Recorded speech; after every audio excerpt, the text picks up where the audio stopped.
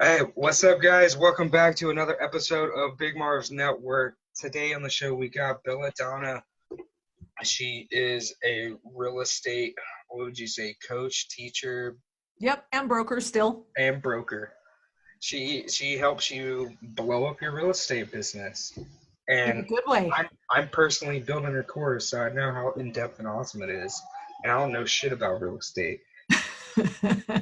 I'm not in that industry even a little bit. I built 2 real estate funnels and it was so fucking boring. I was like, never again. Welcome to my world. Even though if my clients were like Belladonna, I could deal with it. You know what I'm saying? Like, because you're fun to deal with, but most real estate agents are really stuck up and, like, no offense to real estate agents. No, dude, they're like. I'm not trying to generalize and profile, but I will tell you motherfuckers one thing. Stereotypes exist for a reason. That data came from somewhere. I agree. You should try managing them, dude. Seriously. So I had because I managed hundreds of agents, and I had a sticker on my office door that said, "Don't piss me off. I'm running out of places to hide the bodies." So you're not wrong. So tell us a little bit about yourself. Give us your backstory, where you came from, where you're at now, and where you're planning on going. Okay, cool. I'll try and be concise. So I got into real estate in 2005. I caught the tail end of the market when it was really good. I'd been downsized from a corporate job. And I was like, tell me what to do and I'll do it. Because I've like 45 days worth of cash in the bank. And that's it. So got started with a bang and did really well in real estate from my first day. But I was taught a super old school approach, which was you cold call and you door knock. And that's pretty much how you go get all your business. It was brutal, but I did it. And I actually got really good at cold calling. Man. That'd be like when I sold Kirby's for a little bit. Dude, exactly. Like, it makes you tough. I will tell you that. And so that's what I did for years and years. Then in 2009, by then the market had crashed in 2007. In 2009, I actually joined, I was still selling full time. And then a friend of mine opened a real estate company and asked me to help out grow his company. We had 18 agents. We were in this little rat hole of an office. We're all packed in there like lemmings. And like, we had no janitor service, so we had to like clean the bathrooms and take out the trash. Oh, poor you guys. It was very glamorous. And it's the middle of the market crash. It was an insane time because this was nationally, but it was true here too. So during those years, 2/3 of the entire real estate industry went belly up. And so what that means is 2/3 of the agents left. 2/3 of the loan officers left. 2/3 of the companies went out of business. Whole brokerages went down. 2/3 of the home inspectors, the appraisers. I mean, it was like the Black Death swept through the industry. And the third of us that were left standing, we just pretty much danced on the bodies of the fallen, you know, during that time.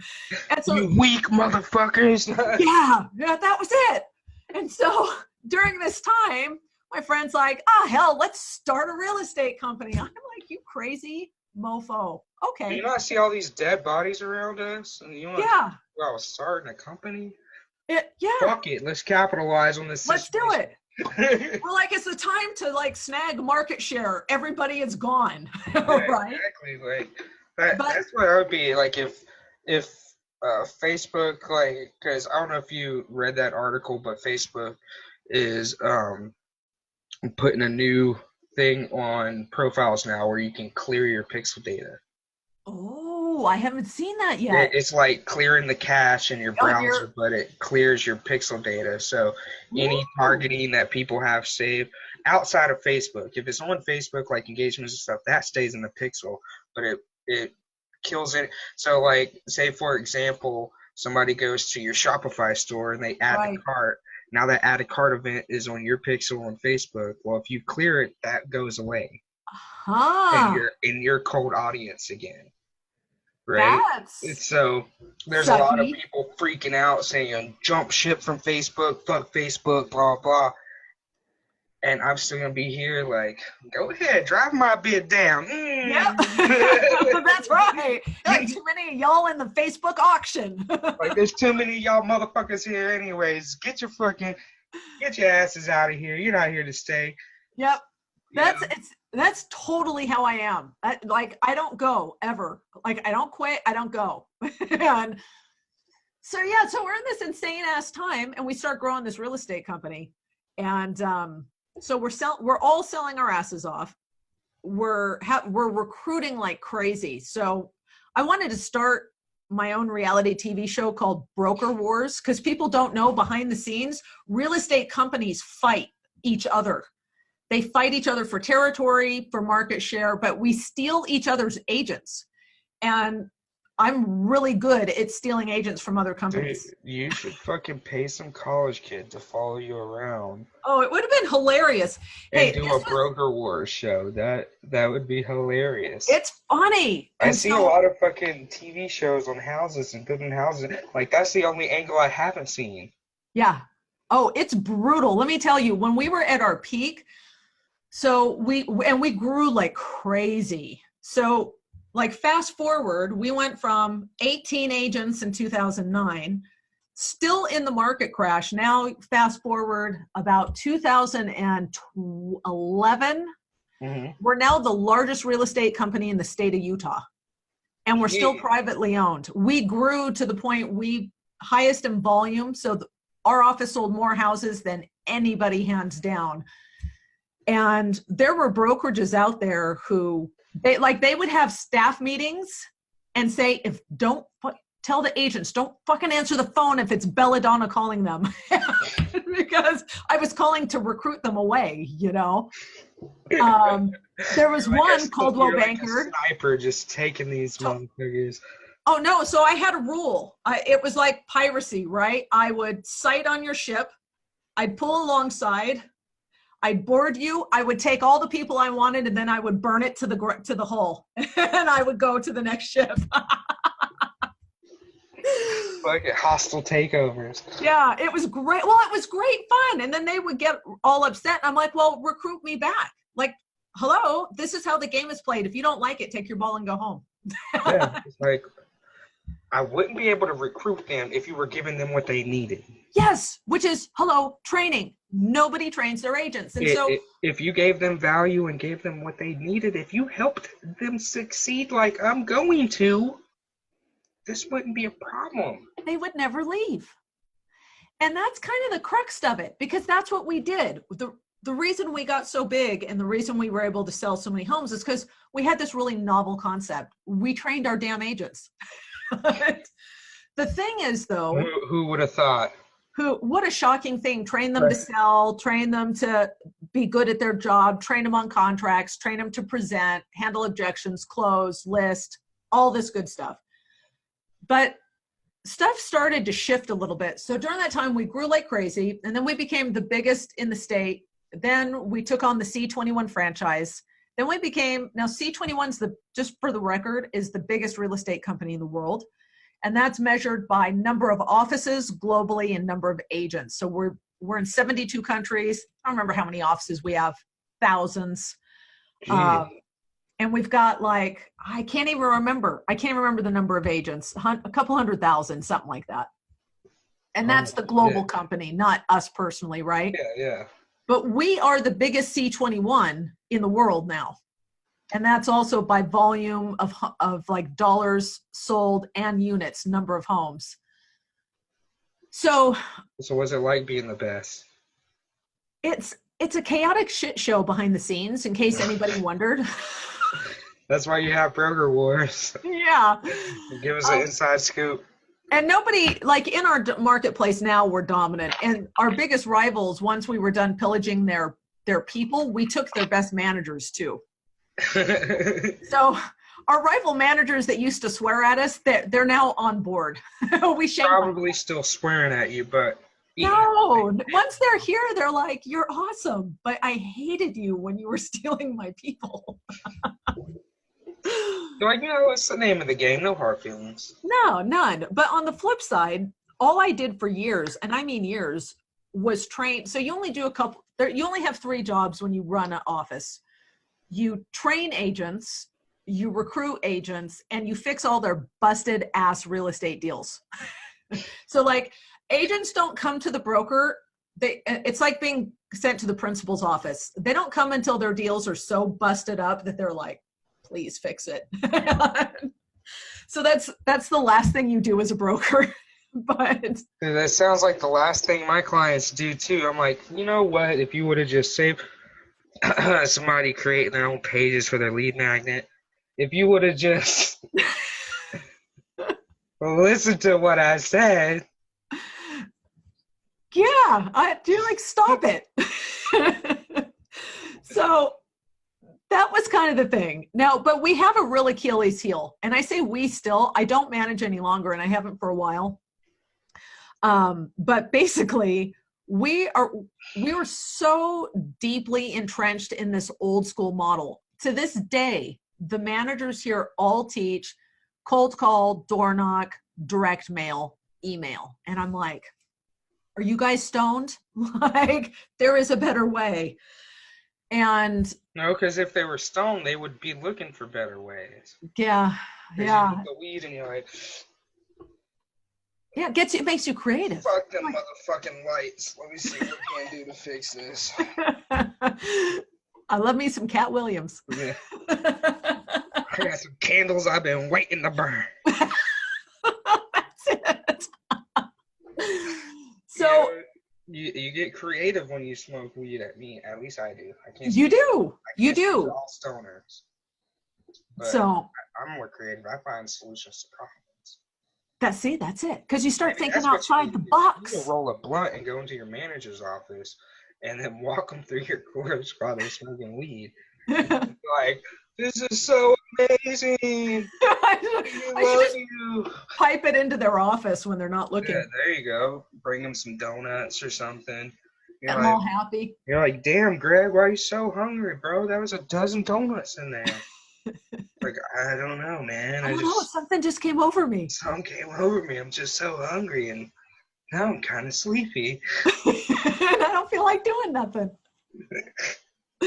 So here's how hardcore and old school we were.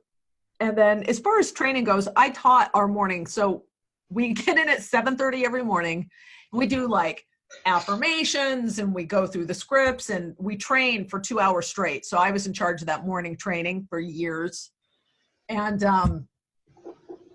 it's all cool, but it's old school. Old school, like we had Facebook URL banned in our office.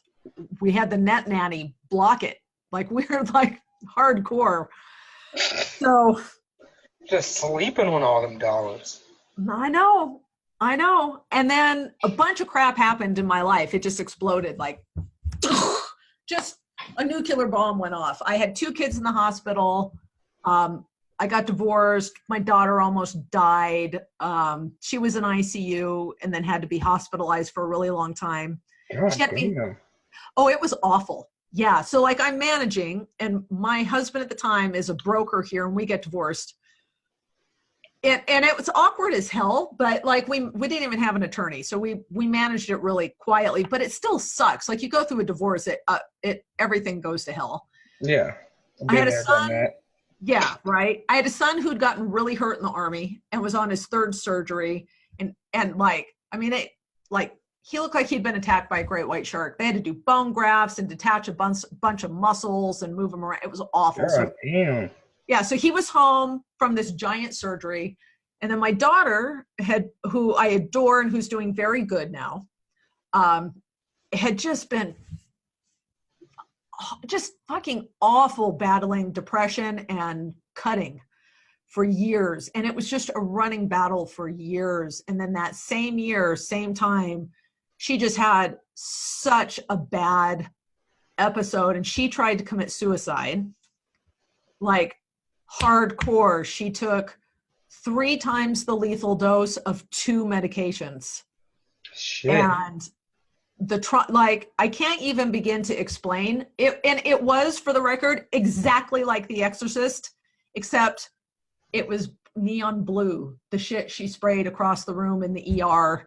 And there, at one point, there were 6 of us, me included, because nobody could be spared, pinning her down because one of the drugs she took made every muscle in her body like flex as hard as it possibly could all at once. So she even looked like the Exorcist, you know? Yes. And they had to, it was insane. So like they were fighting their ass off to save her life. So we had the entire ER in there working on her just to save her heart and her liver, because those are the 2 that the drugs attacked.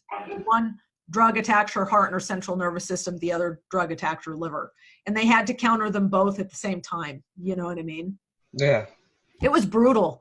And they did it. They were amazing. So like forever after, in everything else I do, I'm like, nobody's going to die. We'll figure it out.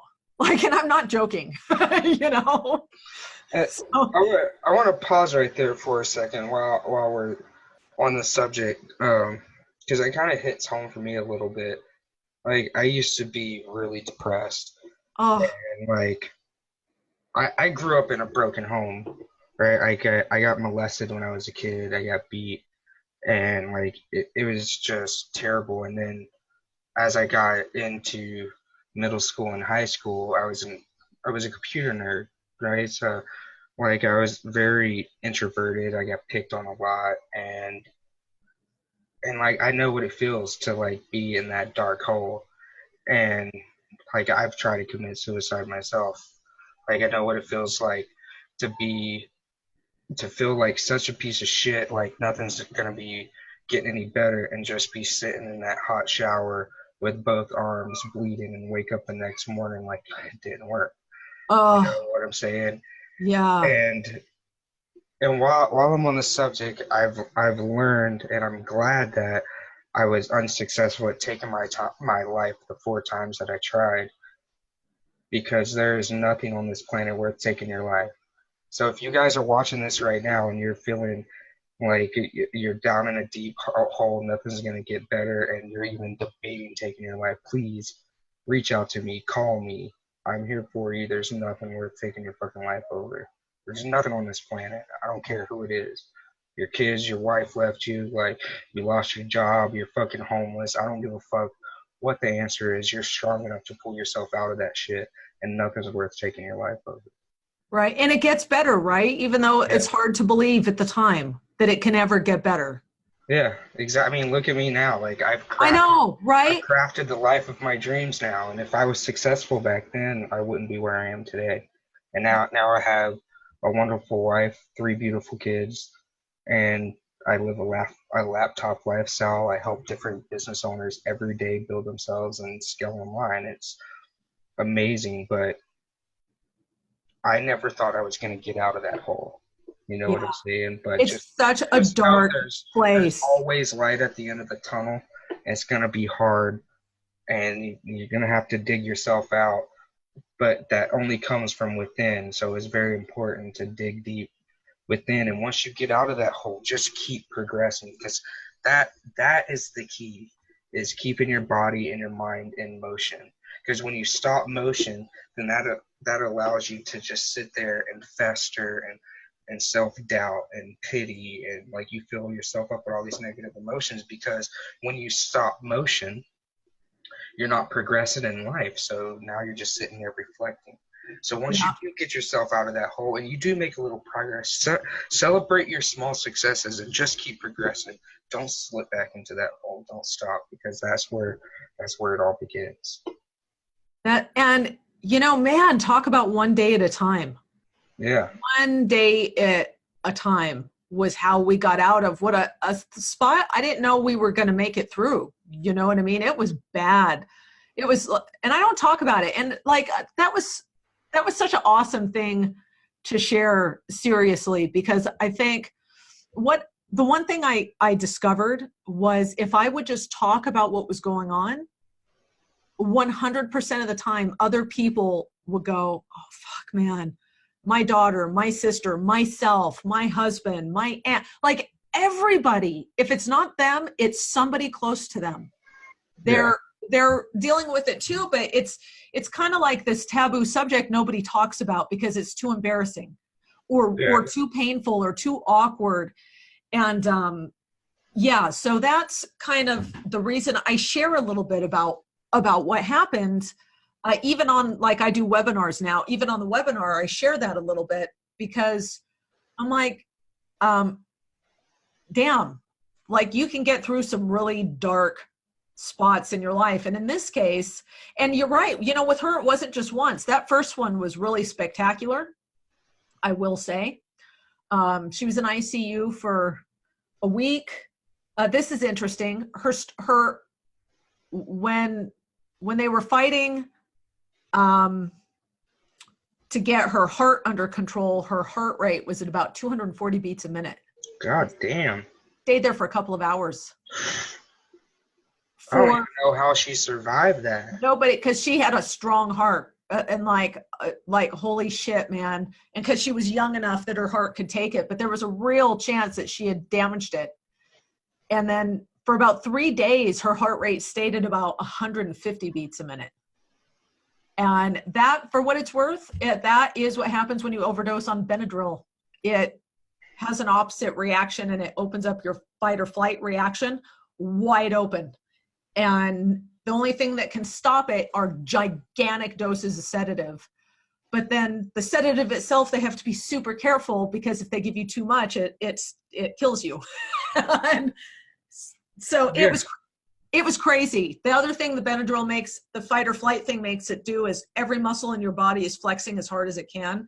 So when you see, like, when they arch like a rainbow and they look like they're magically suspended on just like the tip of their head and their tiptoes, like that kind of stuff. It was insane, man. There's like, so, like even the ICU team was daily on the phone with poison control, coming up with like how they were going to fix this goddamn mess, you know, and they did it brilliantly, by the way. Like that girl and her guardian angel, she came out unscathed, dude, unscathed.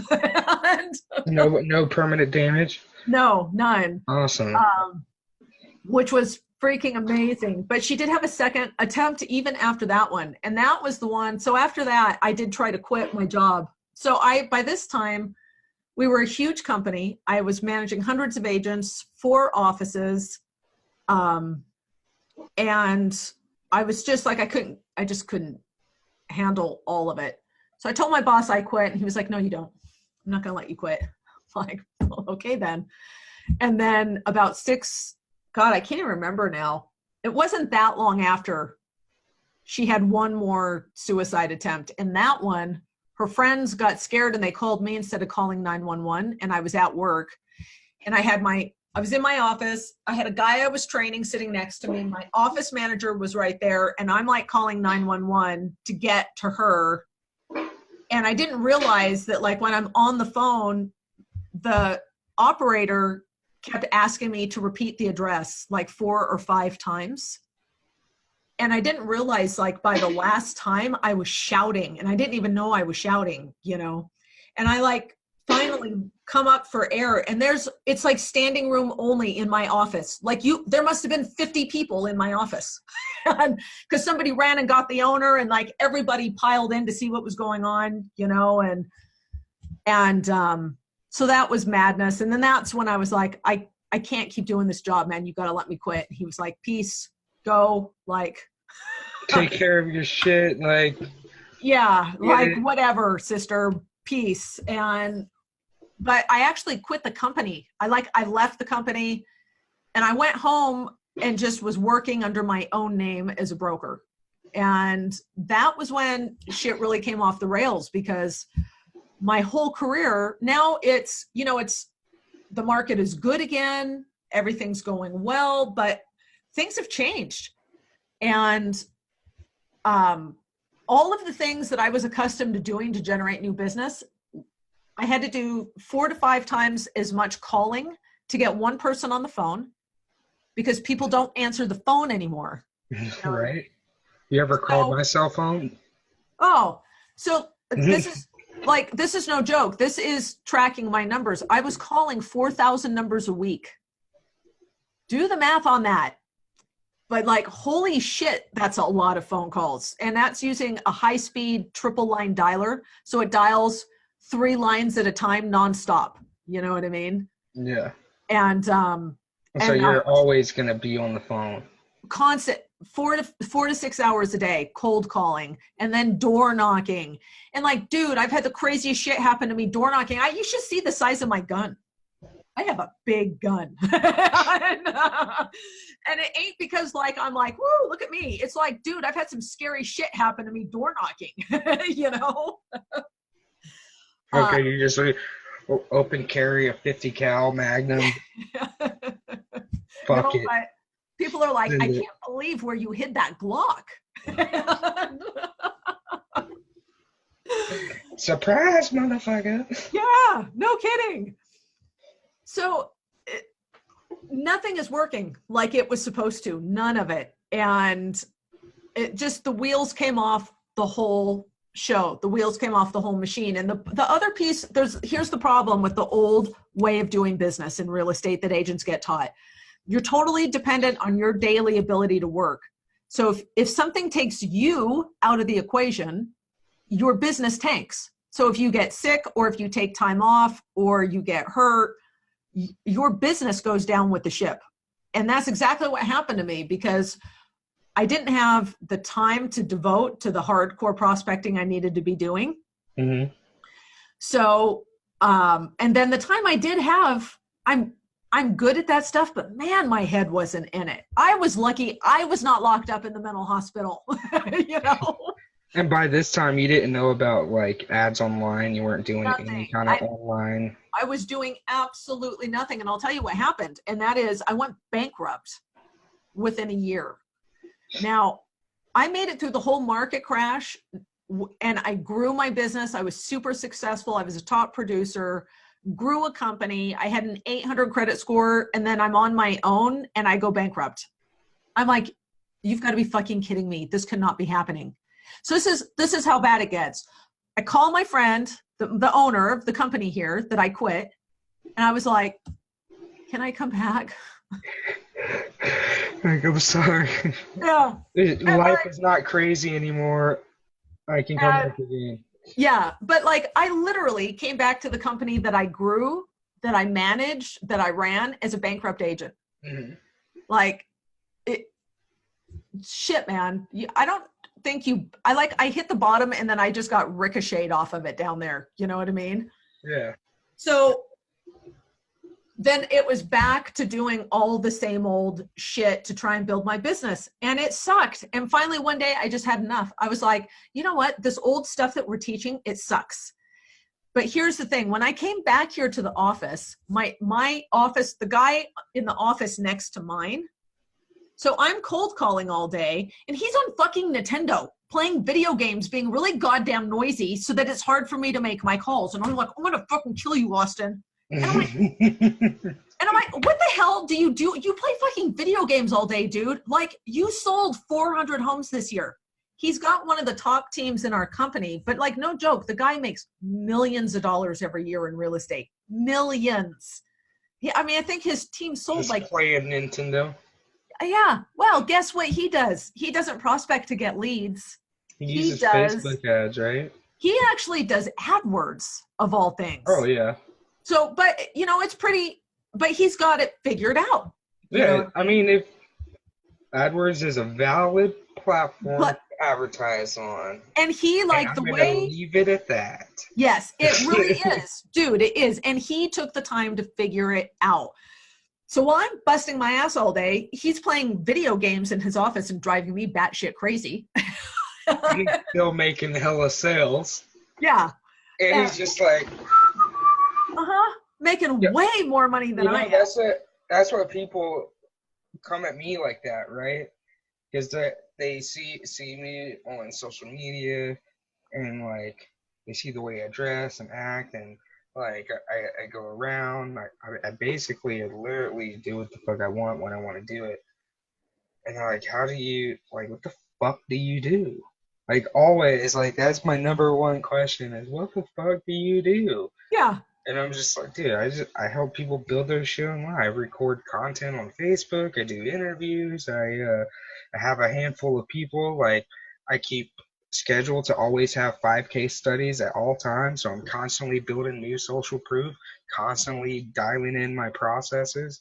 And when you make people money, when you make them succeed, then they rave about you. Yeah. Right? Hopefully I've created a Raven fan in you for Big Marv. Totally. You know?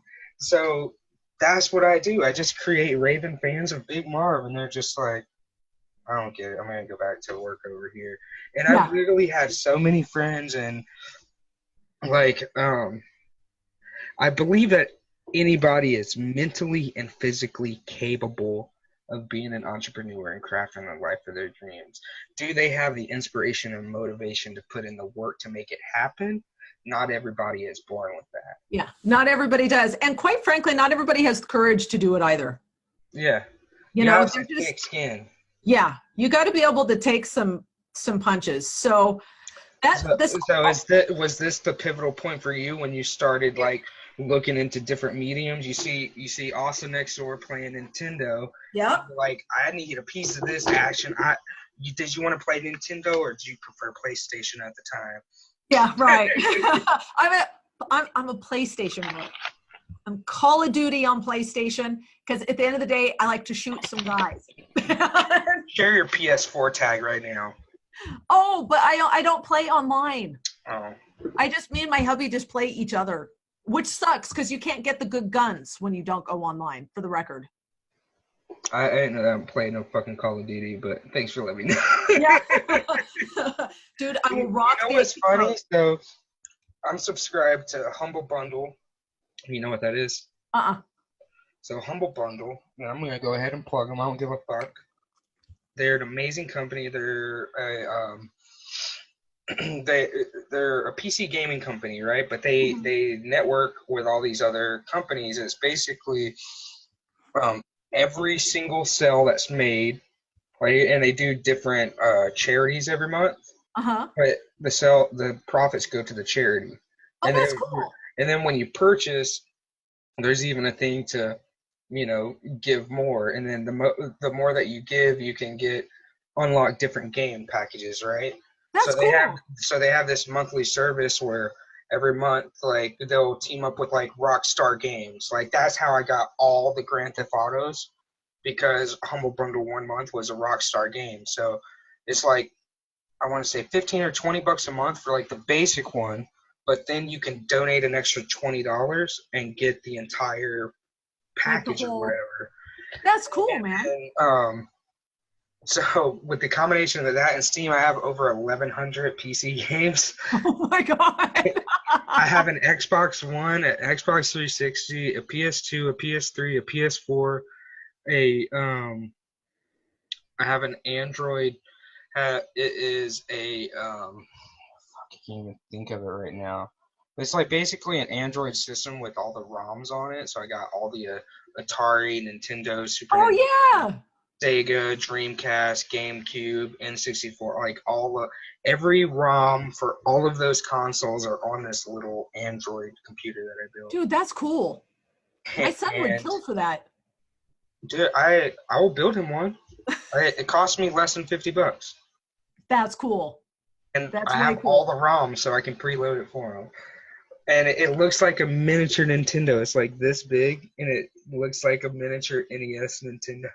That's really cool. And when you lift up the flap, where you would put the ROM in, it's just 2 little USB ports for the controller. And an HDMI port to hook it up to a TV. So it's it's so cute. So, I'm playing Super Mario World on my 65-inch in HD. Hey, now let's smoke a bong and do that. Yeah, exactly. So I don't even know where the fuck I was going with this. I don't know. We were just having fun. We were talking about. We start with Call of Duty. Your Call of Duty, and then I went into all the console. Anyways, I have a plethora of games, thousands of games. Guess how much time I spend a week playing them? Probably not enough. How much time? Yeah, because you're too busy. I'm too motherfucking busy. Because entrepreneurs don't have time to play no games. I'm too busy having fun over here. Right? I don't even consider what I do work. I love what I do so much. I'm not even working. I'm just having a good time over here. Yeah. It's kind of awesome, isn't it? Even if I didn't make money, I think I'd still be building funnels and shit just because it's that much fun. And like, ironically, you'd end up making money because you have fun doing it because you love it. Yeah, exactly. See, that's the thing. If you love what you're doing, nobody else can outwork you. Do you know what I mean? Like by default, you'll do more than they do, and you're not trying. It's like kind of like Kobe Bryant. I read a story. I don't remember which player went into the gym with him, but I guess some famous basketball player went to, it was like before a game, right? It was like the Lakers versus another team. If I was into sports, I would have all these names right. the dude comes into the gym early because he needs to practice, but Kobe was already there shooting free throws. Yeah. Dude practiced the whole time. Kobe was still there practicing when the dude left. Yeah. And I guess he talked to Kobe, and he was like, "Bro, how much you been working out?" And I guess he was kind of tired, but he wanted to prove to the other guy that he would outwork him. So Kobe purposely kept working out until that dude got off the court, so he could prove that he could outwork him. Yeah. That's kind of, and then you wonder, it's no surprise the guy is great. That's why he's one of the greatest basketball players of all time, apparently. Yeah. Because he is, it's like, you're not going to outwork that motherfucker. Like, nope. That's what it is. And so I had to go look up some shots and some Kobe. I will do that, right? Like, I'm not into sports, but like if I'm hanging out with friends or if I'm on YouTube or if it's like an amazing fucking, like, you gotta see this shit. Like, I watched a news clip a week or so ago about this dude like shooting a fucking, like, the buzzer went off and it was a half court shot and he won. Oh, that's crazy. And I was like, oh, damn. Right. But you know what it really is? It's like, I can never play ball like that, so I think that's why it impresses me so much. And same thing with instruments. Like, I love instruments. I love live music. Like, I get a chubby just like if somebody is playing guitar or piano, or it doesn't really matter what instrument. I just love all instruments. But I myself can't play any instruments, so I think that's why I enjoy it so much, because it's maybe a little envious. Yeah. It's like, it just blows my mind that they can do something so well that I can't even begin to fathom how to do. Well, and that's the thing, right? Like, you got to love it. You got to not want to do anything. Like, they'll play their guitar or the piano or whatever when everybody else would rather play a video game. They're like, I just want to, like, that's what they will have to do. And then they get great out of it because they loved it so much. Yeah, I bet if I loved guitars as much as I love funnel hacking, I'd probably know how to play my guitar. Yeah, see? It's true. I did buy my dream guitar. Ooh. Last year when I first hit, it was when I first hit 6 figures in my business. Nice. And I was like, I'm celebrating. I'm buying a BC Rich Warlock. So I bought my dream guitar that I've wanted since I saw Slipknot perform in 2001. Nice. And so I was just like, I need this guitar. I want to learn how to shred. I just want to. Hey, dude, my brother-in-law is one of the best. Learn how to play the motherfucker. Okay, check it out. My brother-in-law is one of the best guitar instructors in the world. That's actually not an exaggeration, and he teaches over Skype and YouTube. He's got students all over the world. You better hook your brother up. Yeah. Hook your brother up with your brother from another mother. Okay, deal. His name's Mike Bayless, and he is badass, dude. Yeah, he's great. Let's make it happen. Okay. I'll even come, where are you at, Utah? Yeah. I'll come down to Utah and play a show for you. I'll serenade you. Oh, there you go. We'll create a Belladonna commercial. You and Mike. Yeah. Buy your real estate leads. There you go, man. So tell us more about that pivotal point before that point. So I literally, this is no joke. This is like no kidding. So this, I'm going to turn my computer. That for years was my stand-up prospecting station. Because what you don't know is you don't make cold calls sitting on your ass. You need to be standing and like moving around. And I used to actually, okay, here's a funny story. Those longboards, that Santa Cruz board, I'd put it right here and I would jump up and down on it while I was calling. And then one day I was on the phone with for sale by owner and that board went out from under you. Did it went out from under me, and I was in a dress and I flew in the air. I crashed into this back wall like this, like scorpion yourself. So like upside down against that wall. I screamed when I went down, like on the phone with somebody. Yeah, I was gonna say, please tell me you were on the phone when this happened. Oh hell yeah, I was on the phone when it happened. Of course I was. My headset goes flying off. Jeez. They're just like, are you okay? Oh my god. They just, can you imagine being the client on the other side? They just hear some shit go down and they're just, they're over there like, what the fuck just happened? Should I hang up? Like, what should I do? Should I call someone? Oh yeah. Oh no, I have hilarious stories, dude. Seriously, like what the hell?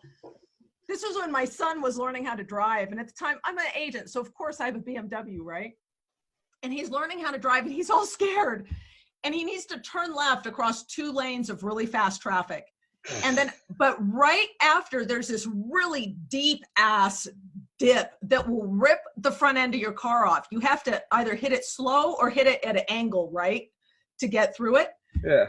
I drive a little car, so. Yeah. And so he's all scared. He's 16. Now I'm on the phone and I'm leaving a voicemail for another agent. And I'm doing like the phone voice. I'm like, hi, this is Belladonna with Century 21. And I'm just going, holy fucking shit, slow down. On the voicemail. And the voicemail. They call you back like, He like almost wrecks us. You know what I mean? And then we get through and I'm like, oh my God, I'm so sorry. Okay, I'm just going now. Click. My phone rings like 2 minutes later and I answer and it's just laughter. And this woman goes, hey, I got your voicemail. Yeah, you know, shit. Yeah, I'm like, I'm so sorry. And then, hello. So I'm working late. So I know our lovely staff here in the evenings because I'm usually here when they come in. So, yeah, so flying off the longboard was real similar to that voicemail. But I literally, like, I cannot tell you how burned out I had gotten from doing the business this old fucked up way. And it wasn't working. I mean, what should I say? Yes, I had gone back to being a top producer, right? So I came back and I got all my, I clawed my way back up to the top of that mountain, but it was fucking brutal. I was working 70 hours a week, minimum 70 a week. I had a huge territory because I couldn't control where my leads were. I had to go wherever the business was. I had met a guy who just was like the freaking love of my life. And I was sick of not seeing him, you know, like I tanked one marriage. I'm not going to blow it this time. You know what I mean? Is this your current old man or? Yeah, it is. Okay. And he is fucking amazing. I hit like the man jackpot. He's so wonderful. Well, I don't know him personally, but I've seen his artwork. He's a pretty good artist. Oh yeah, isn't it awesome? Yeah. Yeah, his art's rocking.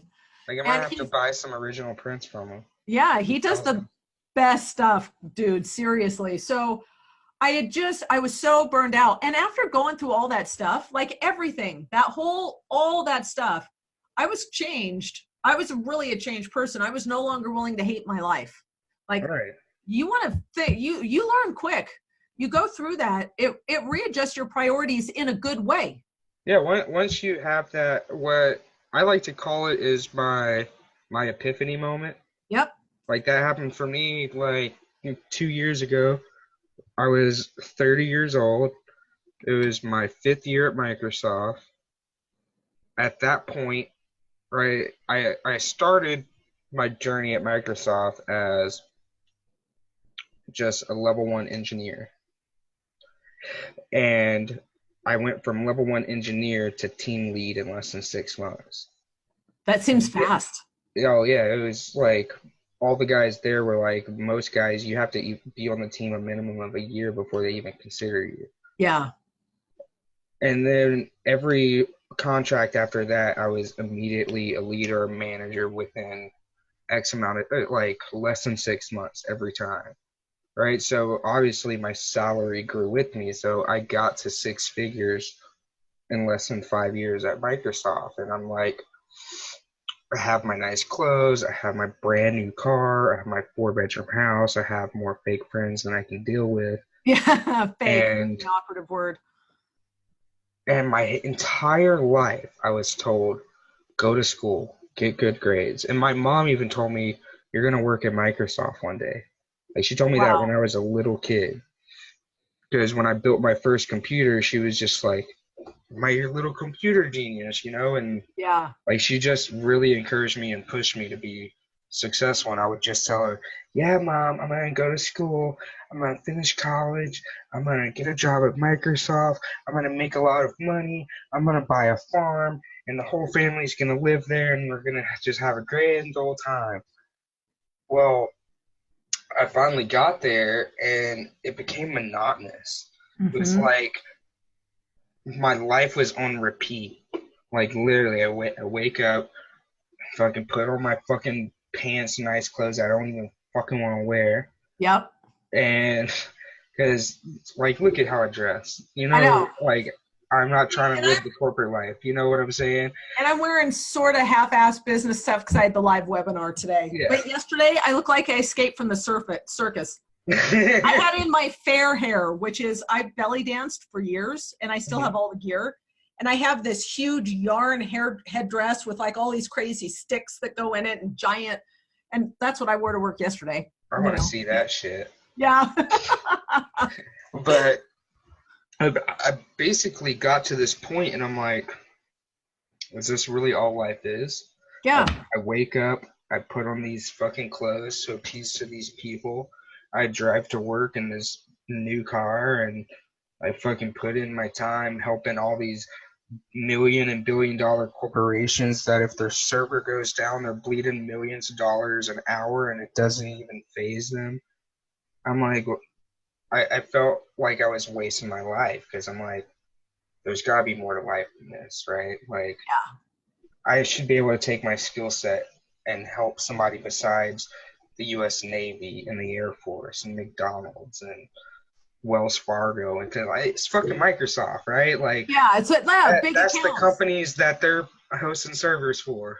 Yeah, yeah, right. So it's like, yeah, it's like all these big corporations that it doesn't fucking matter, man. Like it's just, and what did it for me was, so every time I got a contract with Microsoft, because I was never a direct Microsoft employee, it was always contract work. They would contract me because I've always been an automation specialist process guy. So I'd have to go into the team, basically find the problem, create the scripts or the process that's going to fix the problem, test it. If it worked, then I would write the process, teach it to the team, and then move on to the next team. Right. And they would always contract me for a year, and I would always finish it in less than 6 months. And I think that's why I moved up the ladder so quickly.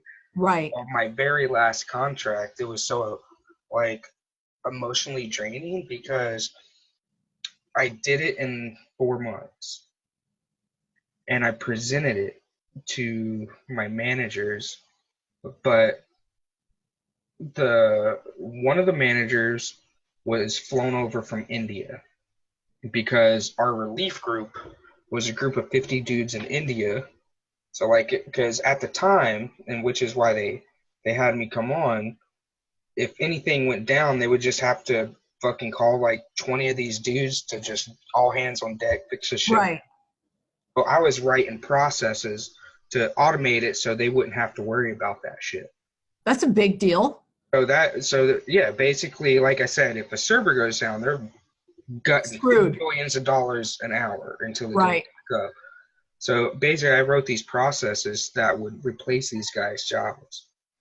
And I did that in 4 months. They were expecting me to take a year or longer.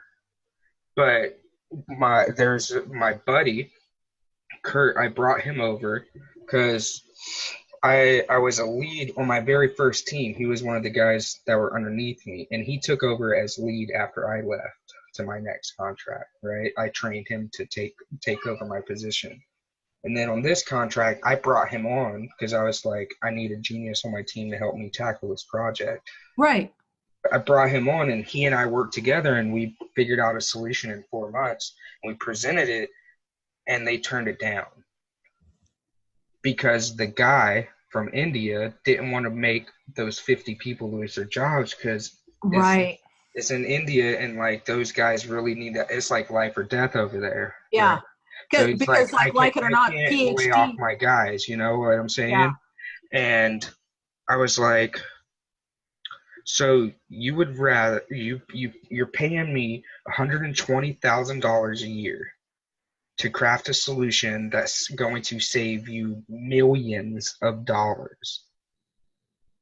And you don't want to do that because you don't want to lay off these people. Like, what the fuck did you hire me for? Basically, I took it very personal, right? I was like, I felt like my work was useless. Like, I just spent 4 months of my life building this perfect solution that they're not going to use because this guy has some pull, and it was all politics. It had nothing to do with like, we hired you for a job, good job. We're going to implement your process. You're going to save all these corporations millions of dollars.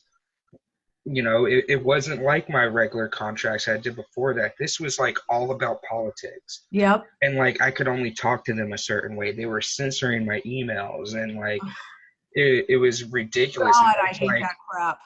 And I've heard of like politics like that in corporate America, but I had never experienced it to that point. Firsthand like that. Yeah. And then they told me, they basically gave me an ultimatum. They were like, you can't send any more emails like that, and you have to change your solution to meet whatever they want. Whether what they want is the wrong solution or not, you need to agree with it. And I was like, I'm sorry, I can't do that. Yeah. There's a point where you're like, what the hell?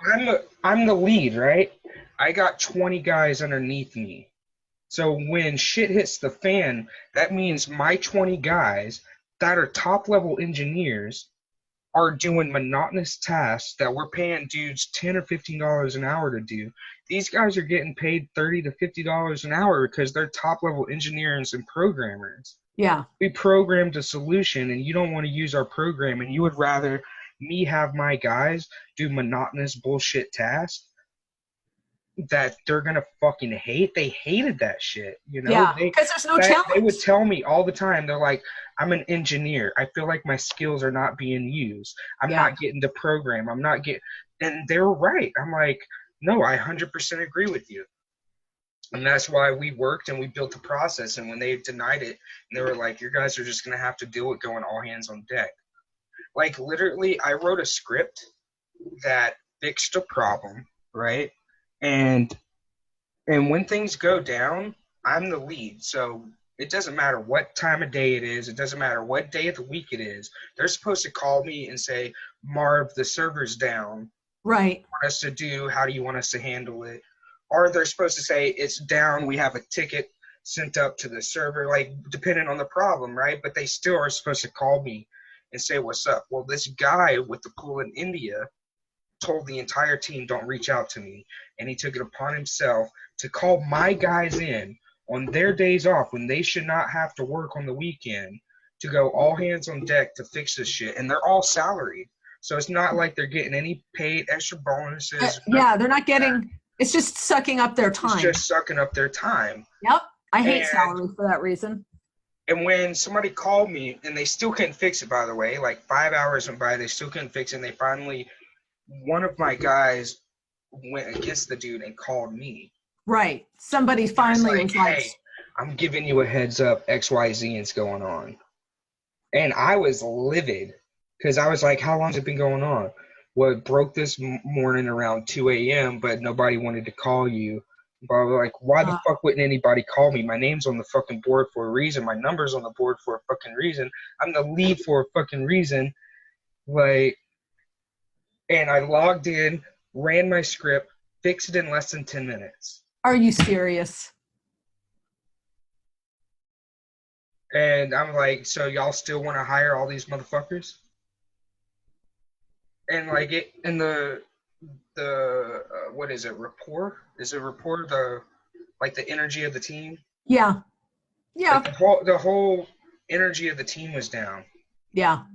Because of shit like that. It was just like I had to make a decision, right? So I had my epiphany moment to say, I'm leaving this behind.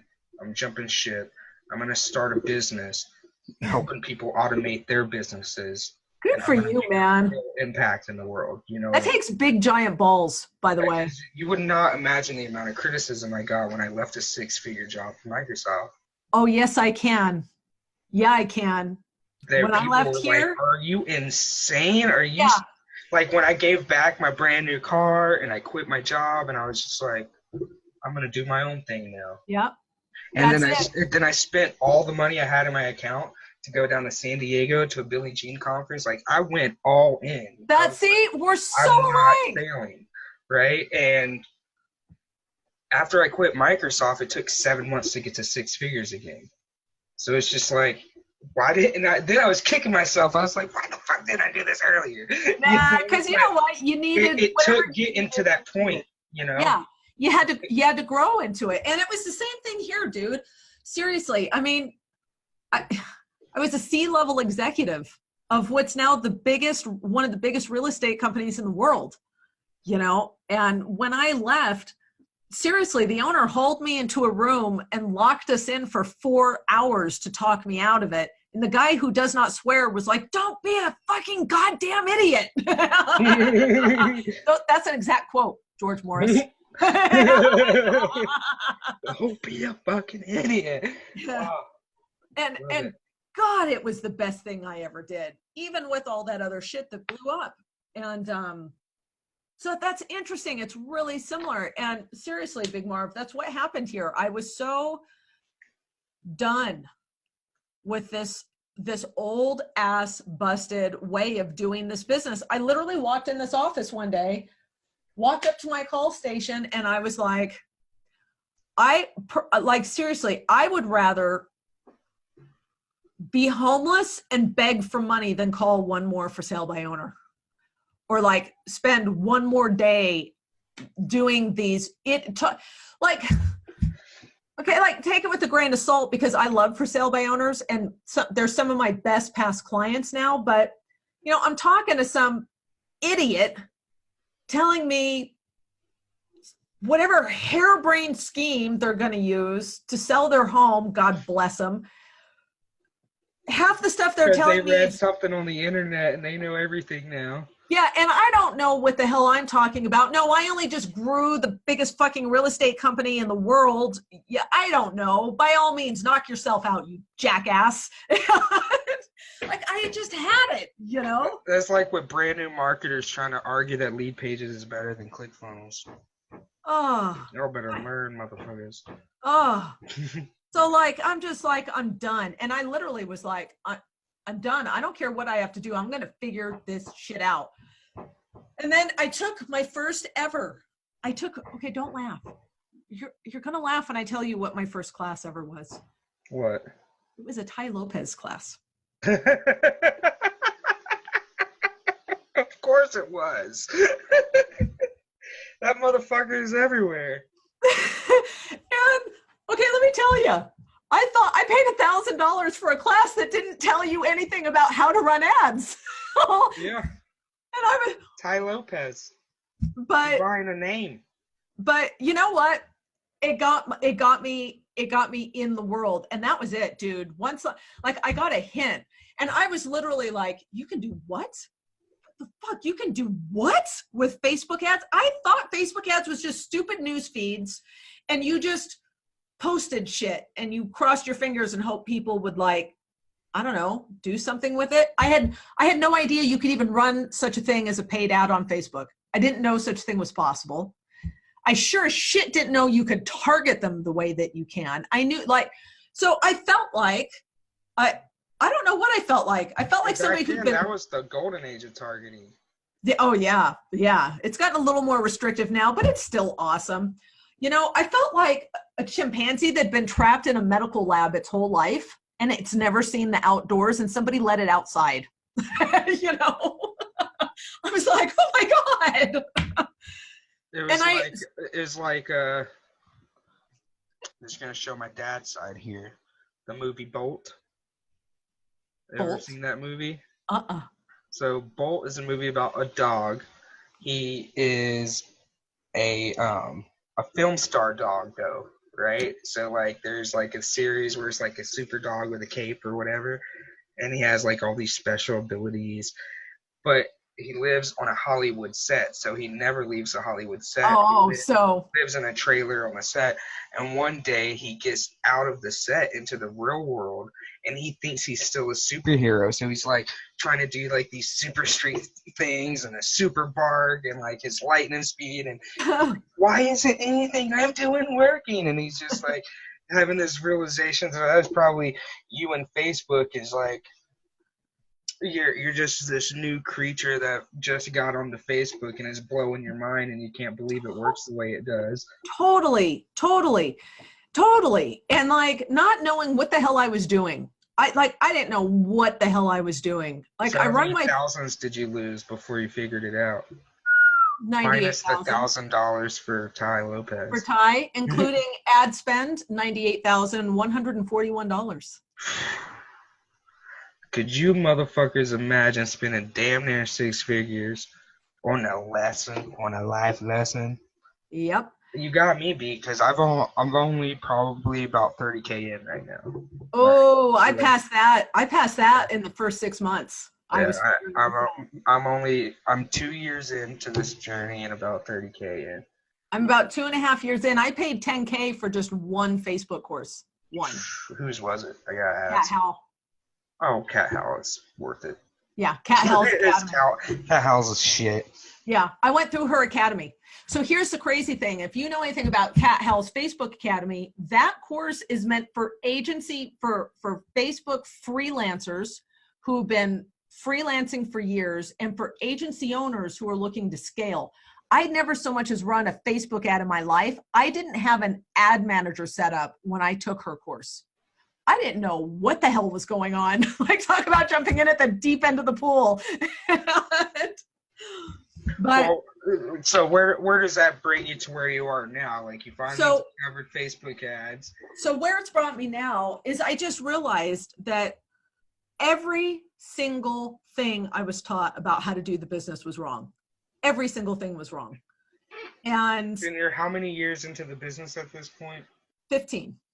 So, because you motherfuckers imagine hustling on something for 15 years and then finding out you didn't do it right. Yeah. Or finding out there's a better way. Right. But, you know, it is what it is. Like, yes, the journey, right? Yeah, it's the part journey. Of the journey. And I kind of feel like I was the perfect person for it, right? Because so many of the people in this advertising space are failed agents who, and I mean it, like they brag about being failed agents. They tried to sell real estate and they could never make it work. And now they have an ad agency. And I'm like, fuck off. Okay, that's pretty much how I feel about it. Well, that's how I feel about. So I'm in Billie Jean. His like I have lifetime access to his gene pool. That's right? awesome. So one of the things that he promotes, right? Like he teaches people how to obviously run ads, build an agency, et cetera, et cetera, et cetera. But he's telling people like you should be charging high ticket. So every day there's at least 3 posts of people just landed my first client for $1,000 a month or $2,000 a month. How do I build a Facebook ad? And I'm like, yep. You're not going to get them the results. 2x ROI on 2K. Because you got to think, like, when you're running ads for someone, right? If they pay your retainer, so like my retainer is 10K, right? So if somebody's paying me 10K, then I need to earn them 20K. At least. Minimum, right? Yeah. Well, how do you earn 20K on Facebook? Well, you got to at least spend 5 to 10K on ads. Yeah. Right? So you have people taking on clients, for $2,000 a month, and then the client doesn't even have $20 a day to spend. Nope, that's exactly it. And I'm like, so did you know going into this that there'd be a minimum ad spend for you to get a return on a $2,000 retainer? Yeah. And it's just like, man, you guys are fuck off. You guys are making, like, take the course, learn the shit in and out, then go get a client. And then go do it. But the way that he teaches the course is like, just take action, just start getting clients, figure it out along the way. And it's test on your clients. Fake it till you make it. But in my opinion, you should be real with motherfucking clients and be like, yo, I'm learning this new skill set. How about if I charge you like $500 a month and run some ads for you? Yeah, and we'll try it. And if it works, awesome. If it doesn't, I apologize. You knew going in, and you going in that I was a newbie testing it out. That's why I'm only charging you a few $100 just to cover my time. Yeah. Or take on some fucking free case studies. You don't have to take on 10 case studies to figure it out, right? Just take on 1 or 2. You don't need that much social proof to land another client. You just need to prove the process works. That's it. And you need to figure it out. And that's the thing. The other piece is everybody and their brother is targeting real estate agents right now. And they don't understand the industry. And half of them do a shit job. And I get really annoyed by the whole thing. And I was really pissed off at how much I had to spend to learn everything I needed to learn to do it all. So no one course had it. I'd have to take a course over here, $10K for Facebook ads. And then I'd take a couple of more Facebook courses. And then I'd take all these courses to learn ClickFunnels. And then despite all of that shit I took, not one of them taught automations. And I thought I was going to murder somebody trying to learn how to automate all of this. It was the hardest thing of the whole. And that's how I got into this, Marv. This is the honest to God truth. I'd be sitting here and it would take me 3 days to run a basic fucking zap. Like from a Facebook ad to a Google sheet. How goddamn hard should that be? And 3 days later, I'd finally get it to work. And I'd be so furious that it was that hard. You know what? I saw that gap in the education space, or yeah, well, it ain't in mine, goddammit. Whatever the fuck you want to call it. Because, like I said, maybe I haven't spent $100K yet, but I've spent $30K on different courses and stuff. And going through them, like, that was the same thing that I would see on every course, right? Like, you take the course, and it's like, you need a funnel, and you need ads, and you need to target them this way, and you need an email sequence, and you need to set up your pixel, and you need, a custom domain and all this other stuff. And so, like, I'm a tech guy, so I knew what to do. I was able to figure it out. You're a real estate agent. It is what it is. But imagine if you're not a tech guy, right? Yeah. And then you go into the course, you take the course, and then at the end of it, you're all fucking jazzed up, and you're like, all right, I need a funnel, and I need an ad, and I need emails. How do I do any of this? How do I link this stuff up together? How do I make it? So that's why Big Marv was born, because I was like, motherfucker. Well, that's how we met, dude. That's how we met, because you helped me on an integration. Yeah. I don't know if you remember. It was a long time ago. And so here's the thing. I got so pissed off. Every time I figured out how to do something that like drove me to drink, I started recording fucking screenshot step-by-step YouTube videos. And my very first YouTube video I ever made was how to integrate a Facebook lead ad to a Google spreadsheet using Zapier. And that fucker hit 10,000 views in a heartbeat. And questions just started pouring in from people, like asking for help and saying thank you. So then every time I figured out how to do something that was particularly fucked up and difficult, I would record a YouTube video. And then, like, I started getting hardcore, like, requests. People would stalk me on Facebook, and they'd start, like, calling me, because I'm an agent. It's not hard to find my phone number, Yeah. And after a while, I was like, shit, man, maybe I should make a course. Well, I've been busting your balls trying to get you to release a damn course for how many months? Because, well, now you know. How big is that fucker? It's huge. Massive fucking course, bro. Yeah, because it's here, I'm going to share my screen real quick and show you guys. This is something I actually been working on today. Like, look at this course. Customizing your funnel, intermediate ClickFunnels training, integrations automation, Facebook basics, setting up your first ad, conversion campaign, lead generation campaign, engagement campaign, retargeting campaign, Facebook ads. And you think this is just, no, like, look at this. No, open it. There's dozens of videos under those headers. Look at these fucking, there's so much in here. Like, look at that. There's like 20 lessons just under one. Like, and you guys, you know me and my big Marv page, so you guys know I've built a lot of membership sites. Her membership site is in my top 5 of content volume. And I'm not even done. Yeah, and she's not even done. She's not even fucking done. No, so because this was it. I was like this. I was like, because I was a broker for too long. Like all I did was train agents and help them succeed. And so now I'm like, fuck this. I'm like, how can I automate this training these fucking agents?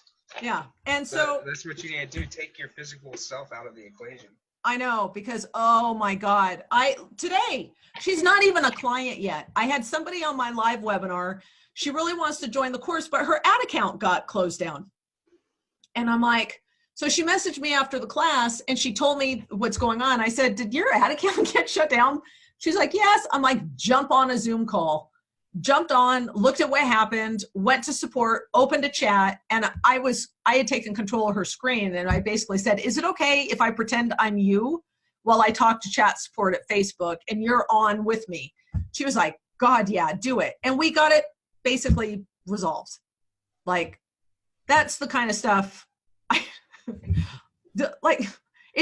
need to take myself out of the equation at some point. But for right now, until I have like that first couple of 300-400 people that are just rock stars.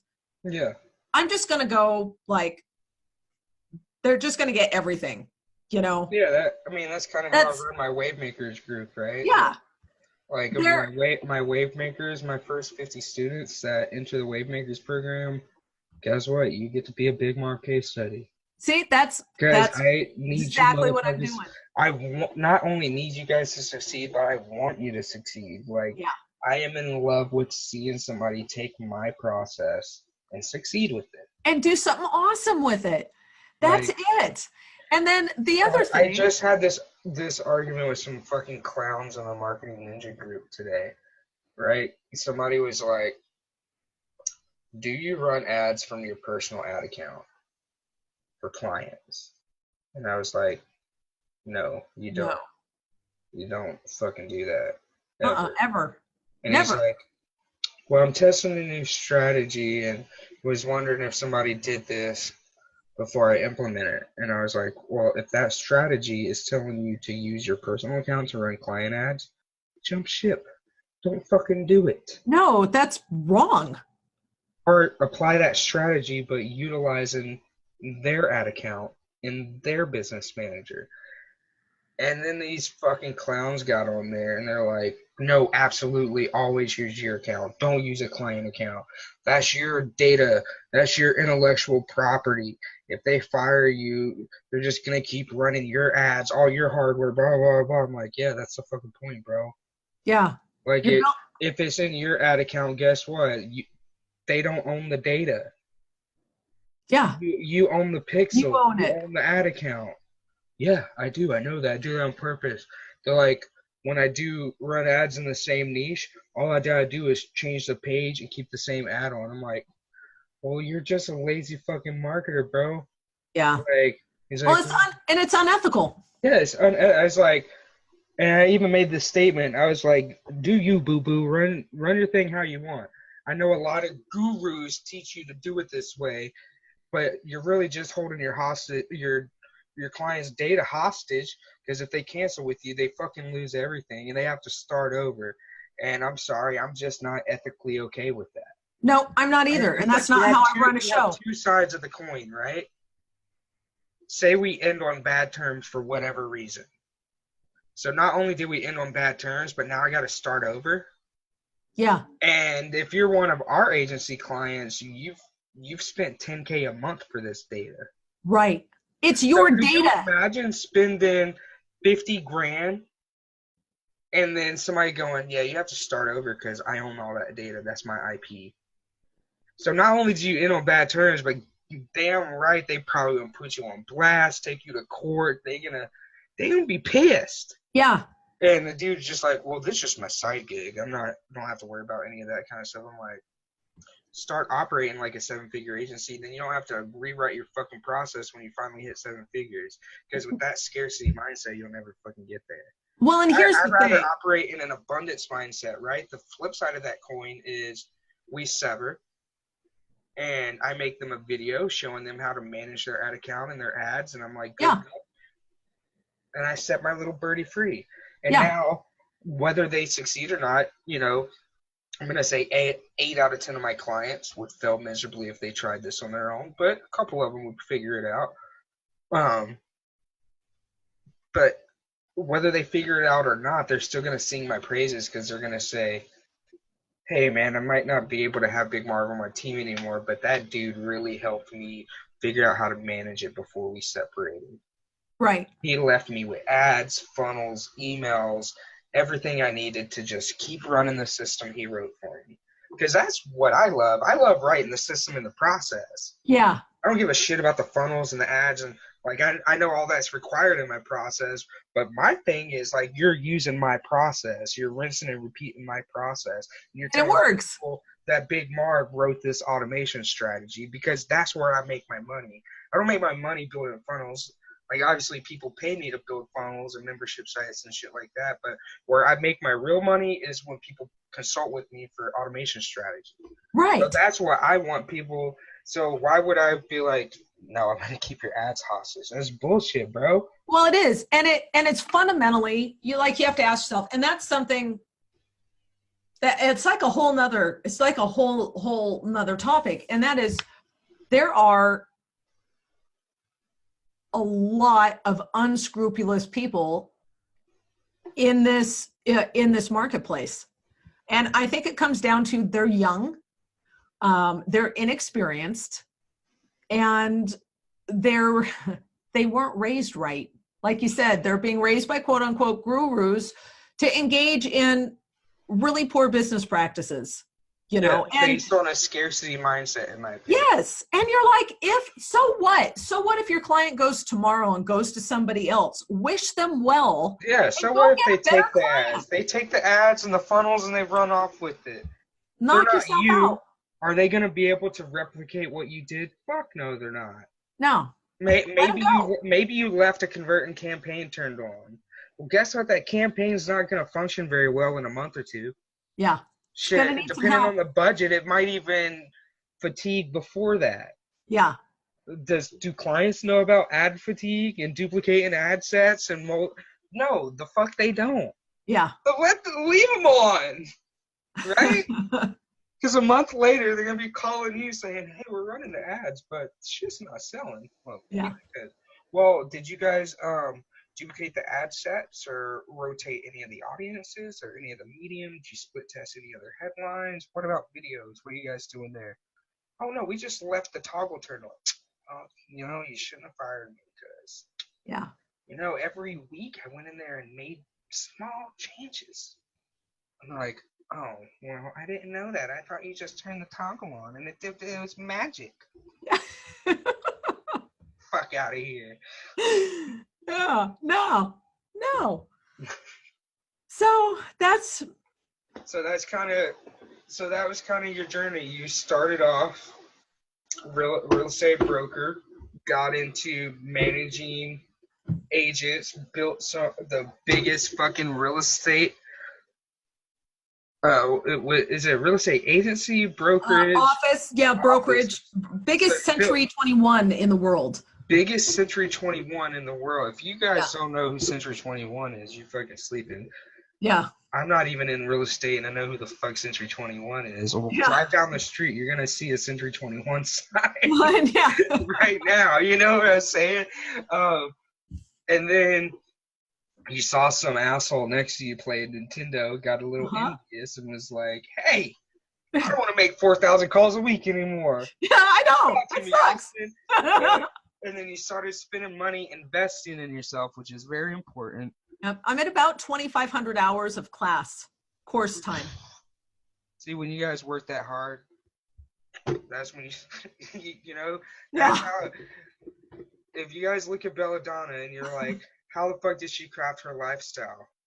$100,000 and 2,500 hours of training. This shit does Yeah. not happen overnight. How did No. Marv craft his lifestyle? I built my first computer when I was 10 years old. Computers are in my blood for the last 20 years. Like, I've done nothing but IT work, building websites, managing servers, writing processes. Like, that was before I even knew what a funnel was. Because I manage enterprise servers, I understood automation and how to set it up. And Yeah, it's so super it's high just a level. different platform. At a high level, though, they all operate the same. You just Hey, have I'm to just figure saying out how ClickFunnels to should build hire it up. you to manage their servers. I'm just saying. For real. Yeah. That it would save me not having to have a Yeah. dedicated server because I don't trust their servers. Right? But you did that, you trained, and now you're kind of in a position where you're bridging into running a course. True. Yeah. Running a course, becoming, so you're transitioning from I want to say broker to coach. Yes, Is that absolutely. accurate? And truly, in all honesty, I coach really well, but I'm 50. I turned 50 in like a month. Really? Yeah. Yeah. No shit. Yeah. My son's almost 30, dude. You look like you're in your 30s. Thank you. I love you. I wish I had. Look at my. Do I look like I'm? You know what's funny? You look so much like my son. I'm serious. I'm going to have to send you a picture of my son. You guys look so much alike. He just doesn't have all the tats. Well, you know, this is like 100 hours of sitting in a chair getting stabbed thousands of times. Oh, I believe it. My left leg is done from hip to ankle. If you guys want to get this tattooed, that's a sacrifice you're gonna have to make. Yes. It Find hurt. a fucking high quality artist. Don't go to your fucking friend's kitchen. Oh, God. Yeah, amen to that. It's on your body forever. Don't look for a deal when you're getting tattoos. No, you want to go to the So most that expensive guy in town. That is a rant I could go on all day about, but Yeah. But at the end of the day, it is your body. I won't judge you. I will just laugh hard. Yes, I will too. I will say, because so your body, do what the fuck you want to do. You can't see, but like from my waist to my ankle, my entire left leg is tattooed. And I did that 30 years ago when nobody had tattoos. People thought I was insane. You're a badass. You're 20 years old, just, what's up, guys? I'm a bad bitch. That's what happens when you live on an army base. You get that was probably before tattooed. Alcohol was 21, right? Yeah. Well, back then, if you were on a base, you could drink as long as you were in the army. Well, that's a nice rule. That used to be the rule on army bases, for the record. Fuck yeah. But yeah, so what I really want to transition to is, so I train a lot because I do the webinars live every single week. And then my live training is every single Friday for my students. And that usually is like 3 hours every Friday. And, but the course is so huge, like I kind of overdid it. It's a little overwhelming for folks, so they need help. Oh, it definitely is. That's why when I dug through it, I was like, you know how many mini courses you can make out of this course? Yeah, lots. So when you build your funnel, we're definitely going to be split testing some different shit. Yeah. So I definitely. So you could do a ClickFunnels mini course, a fucking chatbot mini course, a fucking Facebook ad mini course, lead pay or fucking Facebook lead ad course. Mini course. Because if you guys don't fucking know, lead ads are completely different than a standalone funnel. Yep. You don't need no funnel. I don't need no funnel. Which is perfect for agents when they're first getting started. I just need Zapier. Yeah, 3 days to figure it out. And, and I just need Lion Desk. It's the CRM that catches my shit. Hallelujah. Somebody was asking earlier, they're like, in one of the groups, they're like, so what's better, the Facebook Pixel or ClickFunnels? And do I need ClickFunnels? I was like, you do realize that's two completely different fucking things. I got asked that today in my webinar. A funnel builder and one's A pixel that tracks users. Yeah, I got asked today, what's the difference between Facebook ads and ClickFunnels, and why do I need both? And this is the level of the average person that comes into my course. And that's why they're my people, because like they don't get it. Because you're gonna take these little birdies and give them some milk and nurse them, and maybe chew up some food and puke it up so they can eat it, and then let them fly away. That's it. Those are my little birdies. But don't forget they're agents. You got to regurgitate all this training so they can consume it and fly. So they can understand it. But they're also agents, which means a lot of them have big fat egos. But because I was a broker for so long, like that'll never leave me, and I still just kind of give them the broker smackdown. No, you just start saying, "Hey, does the tailor charge you extra to make hats for your big ass head?" No, like if they're like, "Well, my leads aren't good," then I'm like, "So what's your script?" Script? You mean you don't have a script when you're calling your leads? Tell me. Let's role play it right now. Ring, ring. What's good? Go ahead. What are you saying? What's good? And then name's Big Marv. Yeah, they freeze up. What kind of deal can you get me? See? Don't worry about the basement. There's nothing down there you need to worry about. So I kind of just like smack them around a little and put them in their place when it comes to that. What? I don't blame you. You'd probably fucking hate working with me, right? Are you serious? Like, I love working with you. You have scripts? Oh, dude. Scripts. You know what? Let me tell you. I'm off the dome every fucking time. Like even my ad videos and stuff, I'm just like, and I usually get it in 1 or 2 takes. Yeah. But for agents, dude, what they say is not good. They need help. Like, they do. They need help. They need a coming to Jesus moment with Belladonna. Mm-hmm. Yeah. Yeah, and don't take less than a full commission. Like, I will whoop your ass if you discount your listing commission. So, like, they get training on sales, too. But yeah, because you know what? That's funny, right? Like, when people are struggling with sales, especially I especially see brand new people doing this. Like, I'm helping somebody build their e-com store right now, and they weren't getting sales, so they just because they couldn't figure out Facebook ads, and they're just like, the conclusion they came to wasn't that they were running ads improperly. The conclusion was they were running ads properly, but their shit was too expensive.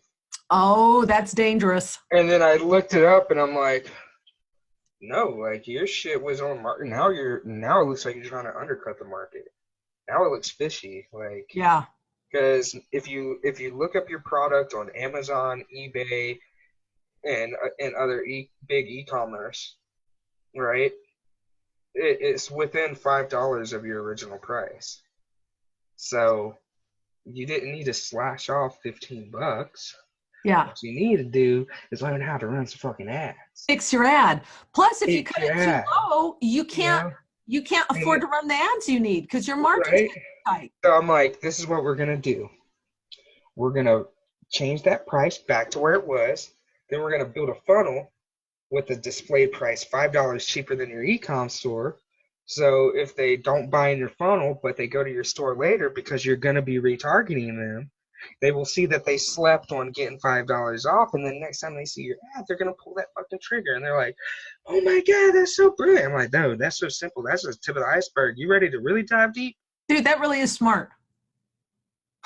I'm just saying. Thank you. I don't know anything about e-com. It's a strategy that works well. I know my niche, and that's it. I know what my niche is. Personal brands. Like, honestly, if this was like, if I had to build up like, how can I put this? Like a brand name versus like a person attached to the brand. Does that make sense? Like that, if I had to build up McDonald's, for example, right? Like you don't think of one person when you think of McDonald's, right? But when you think of Coffin Studios or Big Marv, who do you think of? Of course, you. When you think of Agent Lead Academy, who do you think of? Yeah, me. When you think of Double Vision Media, it's my buddy Double Up, right? So, like, that's my thing, is personal brands, helping people just take their personal energy and put it out there into the planet. That's what I love. So if somebody's like, if there's just some big corporate, or maybe that's why I don't like real estate so much, or like chiropractors or doctors or lawyers or Yeah, dentists. there's kind of no branding. Because they're just like, it's not branding. They're not creative. Typically, they're fucking boring. Right? Yeah. Like, I have to give, like, an exception there. My dude, Jim Chester with Cairo Hustle. He's not boring. I would build some chiropractor funnels for him because he would be a blast to work with. Just like you, I would build real estate funnels for you because I can smoke weed on our calls and drop F-bombs, and you're not going to give a fuck as long as I get the... I literally couldn't care less. But in the past, I've worked with those, and not to generalize, but again, stereotypes exist for a reason, motherfuckers. Oh, dude. Lawyers, doctors, they're uptight, and if I walk in like this, like... They are uptight. Agents are uptight. You can make me any money. All right, let me go get back in my Lambo. I'll talk to you later. Yeah, right? Not that I drive a Lambo right now, but I'm just making a point. Still, right? Like, they're just totally judging me by my cover. It used to happen here all the time. My daughter is, like, totally tatted up. She's got, her gauges, I think, are 7/8. She couldn't quite go to an inch. She just couldn't stretch it that far. You know, she's got facial piercings. Her hair was jet black. She wears, like, whatever, you know, crazy clothes. And she'd come into the office and agents would be assholes to her. And then she'd stroll into my office and be hanging out. And her and the owner are really good friends. I mean, he saw her grow up. Right. So the owner, who, you know, of course, all the agents kiss his ass, he'd be in, like, laughing because she would say the most outrageous shit to him and just kill him. And then these same agents that had snubbed her would walk in and be like, "Oh, hey, how's it going?" Blah, blah, blah, yeah, and she would just look at him and shake her head. Like I said, my Microsoft fake friend. Yeah, and she'd be kind of like, you know. When I was just a regular engineer, nobody gave a fuck. But as soon as I was a lead, everybody wanted to take me to dinner. Yeah, right? Yeah. Like and I was doing it, right? I was just climbing the ladder, getting into the politics until it was too much. And I was like, I can't. Yeah. And at some point, you just snap. And that was the thing for me, too. Because the corporate stuff, it sucks. But I don't do it well. And so that's why I was like, I'm doing my own thing. But this I love. It's fun. It's fun. I watched an interview by Gary Vee the other day, and he was talking about how true-bred entrepreneurs either never have a job or can never hold down a job. That's right? Probably pretty true. I've been self-employed almost my whole life. The only reason I even survived at Microsoft for 5 years, because I've never worked at a place consistently that long. Like, the most I've worked at a place consistently is like 2 years, maybe. Yeah. You know what? That's probably me too. I've always been self-employed. Because I would always go back and forth between contracting and like, if it was a good enough job, I would just stay there. But because the contracts were flipping so much, it was like I had a different job every 6 months. Yeah. Right. So Gary Vee was saying how if you're a true bred entrepreneur, you've never had a job or you have a hard time holding down a job because you just despise the thought. Like, it hurts in your gut to even think about working for somebody else. And that was me. Like, in a nutshell, 100%. Like, you know what they're gonna put on my tombstone? It didn't even matter how much I loved my job. It was just like, fuck. Like, yeah, I want to live on my terms. Like, I don't want to fucking because some days would be great, and I'm like, fuck yeah, let's get to work, blah blah. And other days I'm just like, fuck this. I don't want to. Yeah. No. And now as an entrepreneur, if I have a fuck this day, guess what? I have a fuck this day. That's right. So you're not the boss of me. That's what's going on my headstone. I'm just saying. I'll chisel that shit on there myself. Yeah. Because now that I found out you're 50, I'm definitely outliving you. Yeah, you could. It's true. You're not the boss of me. That's what's going on there. Oh, it was bad too. There were times like when the owner here, because I told you it's really conservative, it's really religious. And the sales floor, he finally pulled me in the office and he was like, okay, Bella, here's the deal. He's like, I don't care what you say in this office, but if I hear you say fuck, God damn it, or Jesus Christ on the sales floor one more time, you have to buy the entire staff lunch. And I was like, Fuck it. That's what I would have said. Fuck it. What do y'all want to eat? What y'all want to eat? Big Daddy's buying. Yeah. Y'all don't tell me what you want. And the whole time I'm eating it, fuck, shit, goddamn. Jesus Christ, this is good. Holy Jesus. Take me to church.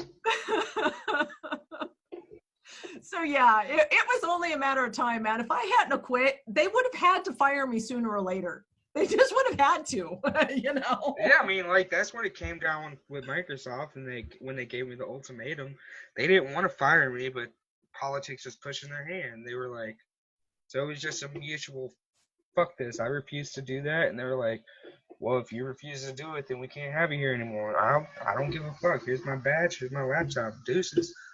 Yeah. I'm gone. I'm done with this. Fuck you guys. I love that. I love that about you, man. We have a really funny, similar kind of story, and I think that's freaking awesome. So, well, you know, everything happens for a reason. We're all connected. I know it. See, right? I believe that deeply. For the record, I owned a witchcraft shop in the 90s. Nice. Yep. My mom was we grew up in the Bible Belt, Alabama. Yep. So my mom wouldn't let me play with a Ouija board. She wouldn't let me watch Sabrina the Teenage Witch. I couldn't listen to Metallica or any band. Like, my mom would go out of her way to find Christian music that she thought I would like. That you would like to play. My kids grew up with rituals, and like to this day, my daughter would be like, just read my damn cards. You know what's funny? Like, parents that are all restrictive and shit like that. So guess what I did? Because my mom would tell me everything's the devil and you don't want to do that, blah, blah, blah. You have to go see for yourself. Well, guess what? I went and found my friends, and we snuck off, and we fucked off with witchcraft, and, like, would try to summon fucking ghosts and demons and shit. Yeah. My friend ended up getting possessed. It was fucking insane. Damn novices. And I'm like, see, Mom, if you would have just fucking been, like, our God and teacher, and just like help chilled out about it a little, you know, then it would have been fine. It's kind of like I started smoking weed when I was like 11 or 12 years old, right? And my friend that I got it from, he was like, I want to say 15 or 16. He was a few years older than me. He was my sister's boyfriend, but he and I became like best friends. Uh-huh. And then I dated his little sister, right? So my sister was dating him, and I was dating his sister. And so he was the guy that, like, he always got me into trouble, right? Because, like, I was like his little sidekick. Yeah. You know? And so he used to go get this weed and PCP. At the time, I did not know it was PCP. Oh, Jesus. It was angel dust. You are going to see the devil. And I had no idea. I would just go with him to the trailer park, and we'd pick up this backpack, and we'd go back to his house, and we'd put a pan on the stove, and we'd melt down this little white powder, and then we'd stir the weed around until it was all soaked, and then we put the weed on parchment paper until it was dry, and then we Holy crap, so it was dusted weed. Yeah, with Whoa. PCP. I had no idea, though. I thought it was just weed. Yeah. Like, I was just like, oh, this is weed. Like, I was under the impression that every time you smoke weed, you have to go through this process of putting this white powder on your weed. Holy shit. So, and, like, I trip fucking hard smoking weed, right? Like, PCP makes you hallucinate. I don't know if you guys know this.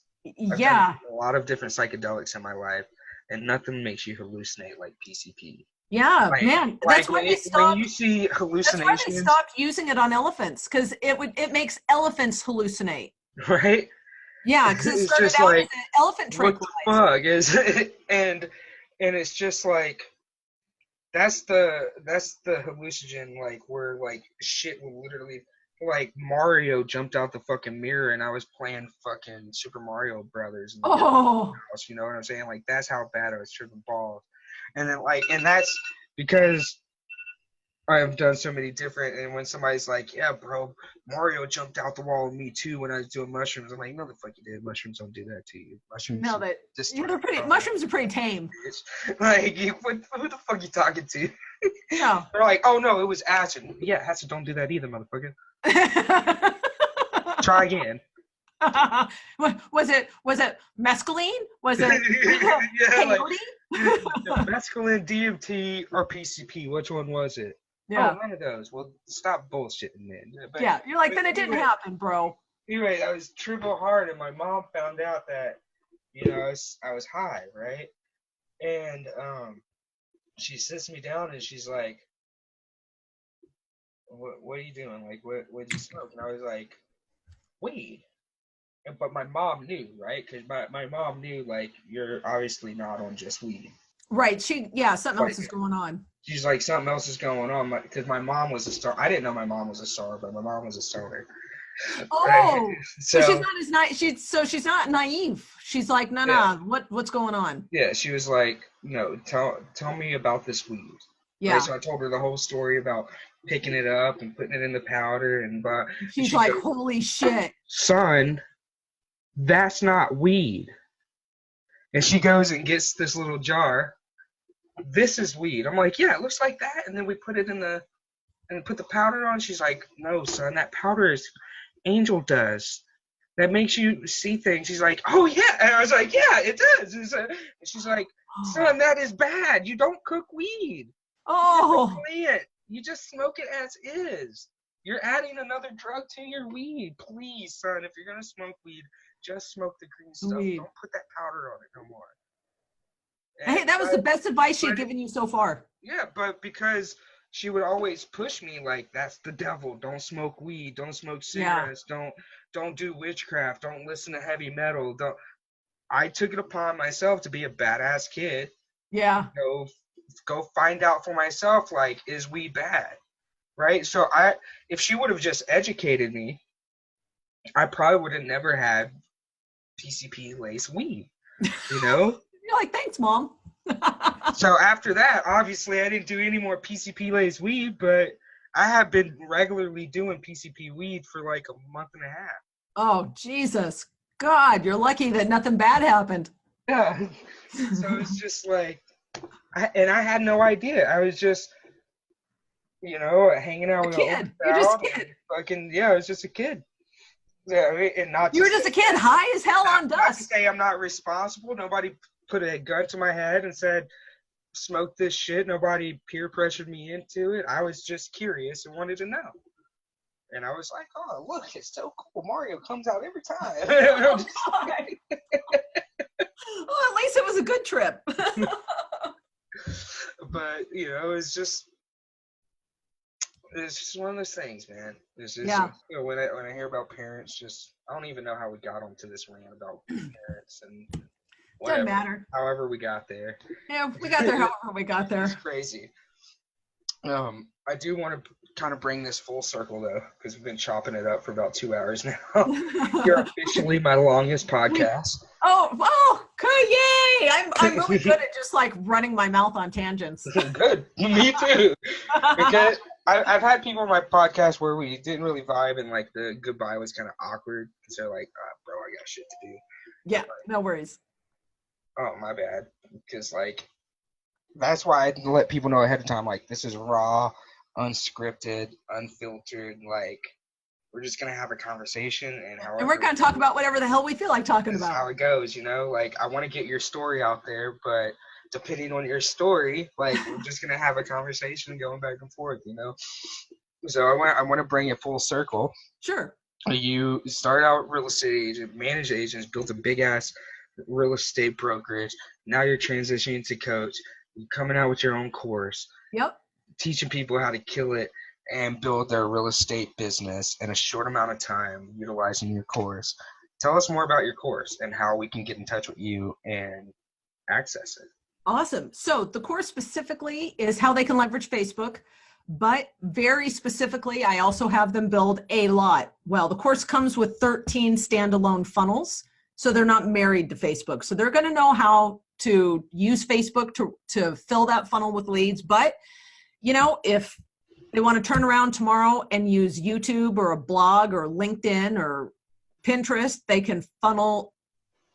can get those leads into that funnel any way they want. That's an important piece for me and how I like to train my agents. And it is everything. Business in the box, the Facebook training, the ClickFunnels training, the integrations training, and then everything comes pre-built funnels, pre-built ads, pre-built lead magnets. There's 3 books that have already been written that they can give away for free as lead magnets. Yeah. Those are all in there. Basically everything they could possibly ever need under one roof in one course. It is one course to rule them all. That's it. In regards to real estate. It was Agent Lead Academy. Yep, Agent Lead Academy, and it's real easy. It's agentleadacademy.com, and and the whole damn thing comes with an ironclad 30-day money-back guarantee. And I believe it's only like a rack, isn't it? Yeah, that's it. $1,000. It's $1,000, and I showed you guys a screen share earlier of all the shit that is packed in this course. I personally paid $10K for a course. You heard her pay $10,000 for a single Facebook course, $100,000 altogether in her training. I personally spent $30,000, probably 10 or 15 of that just in Facebook ads. Trust me, I've combed through this course because I'm the guy that built it. Yeah, you've seen all the stuff in there. I see all the shit in it, and it's so in depth. Like, it blows my mind that she's only charging $1,000 for this. So don't fucking sleep on it, because I'm gonna encourage her to double her price. Oh, I actually plan to triple it once I've got my 100.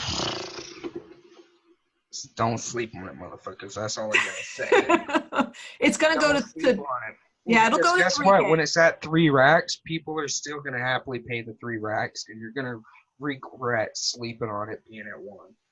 Yeah. So my first investing 100 in yourself is one of the most important things you can do in this fucking business. Yes, it is. And if you don't do it in real estate, you're going to be out of business. I guarantee the Zillows and the Redfins and the Open Doors of this world will try to shove you out.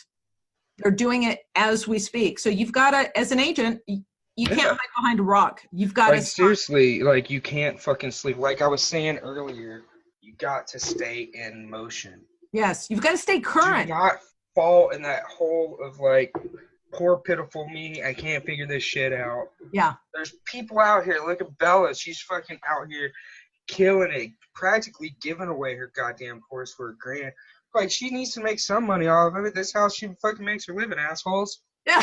You know, like, she gotta make a little bit of something. She got $100,000 racked into this fucking thing. She's gotta sell it 100 times before she gets her fucking money back. I know, before even break even. Like, before she's, and that's not to count all the ad spend, all the time, energy. Like, I don't know what you guys consider for your time, but I personally am $250 an hour. Yeah, right? easy. So add up all your fucking hours that you spend trying to learn this shit. 2,500. And she took 2,500 hours of training and cram-packed it into this course, and she's selling for $1,000. She is literally trying to help you motherfuckers out. That's all there is to it. It's like, she's just like, I just want to get some people in there, let them take the course, let them blow up, and it's going to speak for itself. That's what she's going for right now. That's it. That's totally it. That's it. So she made it low enough to let you motherfuckers in for a good price, so don't sleep on it. So that's agentleadacademy.com, facebook.com/Belladonna Riso live. And do you have any last words for the audience? Just, I love being on your show. And seriously, you are probably the reason you were like my tattooed, pierced guardian angel. Because I really did need somebody to like take this bloody course of mine and build the strategy around it. That's exactly what you did. I'm so grateful. Well, that's what Big Marv does, baby. Yeah. Help people scale and build online. I love that shit. It's in my blood. All right, that's it. Thank you so much. Let's give it up for Belladonna, the person that wants to help people grow, learn to be successful, and love who they are, especially when it comes to real estate.